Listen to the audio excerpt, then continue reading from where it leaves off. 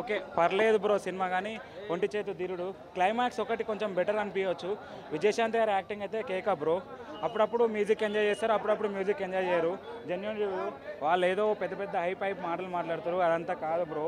Cinema okay but వర్తే అనుకోవాలి కానీ అంత లేదు bro. 3 star. Okay bro, cinema అయితే పర్లేదు. విజయశాంతి గారి యాక్టింగ్ అయితే సూపర్ బ్రో. కళ్యాణ్ గారి యాక్టింగ్ కూడా సూపర్. బట్ కొంచెం స్క్రీన్ ప్లే ఇంకొంచెం బాగుంటాయి అయిపోయేది. కొన్ని షార్ట్స్ ఉన్నాయి బ్రో. కొన్ని షార్ట్లకు మాత్రం నాకు ఎన్టీఆర్ రామారావు గారు గుర్తొచ్చారు. ఆ షార్ట్లకు మాత్రం నేను ఒప్పుకుంటా బ్రో. కళ్యాణ్ రామ్ గారు మాత్రం ఎన్టీఆర్ లాగా యాక్ట్ చేశారు బ్రో.